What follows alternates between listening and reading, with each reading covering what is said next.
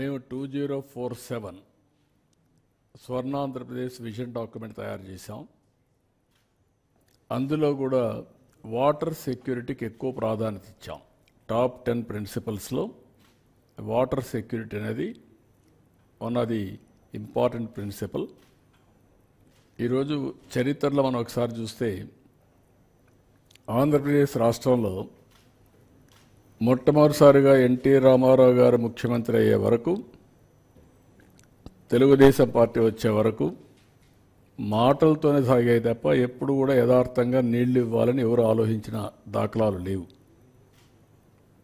First time Telugu Ganga project NT Rama Rao garu ఆ రోజు నీళ్లు ఇవ్వాలి తమిళనాడుకు అందరూ చెప్పిన తర్వాత 3 రాష్ట్రాలు 5 టీఎంసీ నీళ్లు ఇవ్వాలని, ఆంధ్ర, కర్ణాటక, అప్పుడు సమైక్యాంధ్ర, మహారాష్ట్ర ముగ్గురు ఇవ్వాలంటే ఇందిరాగాంధీ సమక్షంలో ఒక అగ్రిమెంట్ జరిగింది.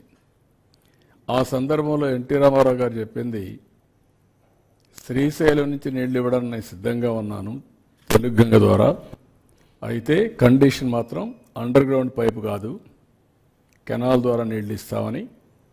అక్కడి నుంచి రాయలసీమలో ఫస్ట్ టైం తెలుగు గంగ ద్వారా నీళ్లు తీసుకొచ్చిన వ్యక్తి ఎన్టీ రామారావు గారు.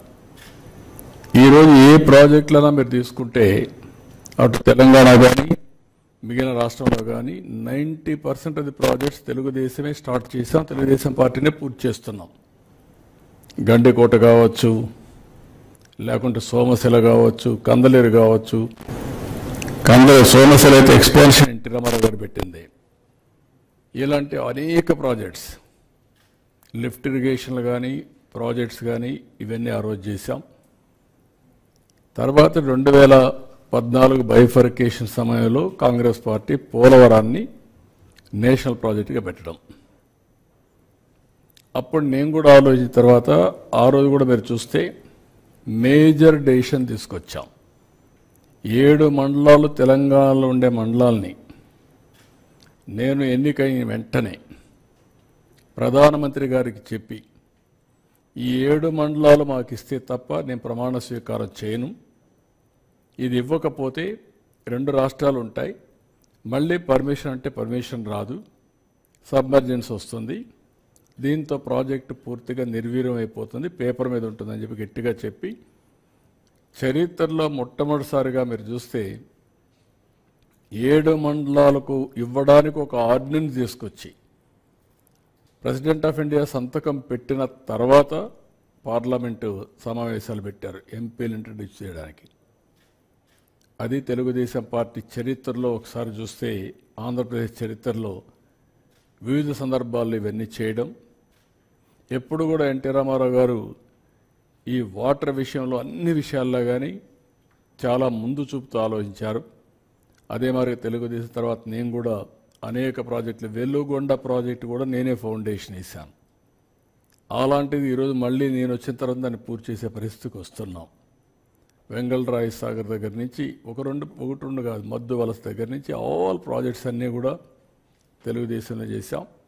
ఉత్తరాంధ్ర ప్రాజెక్ట్స్ అన్నీ, తోటపల్లి నేనే ప్రారంభించాను, మొన్న వస్తే నేనే పూర్తి చేశాను. ఈ విధంగా మొత్తం ప్రాజెక్ట్స్ చేశాం. ఇప్పుడు నా ఆలోచన, ఒకసారి మీరు చూస్తే ఒక ఐడియా వస్తుంది.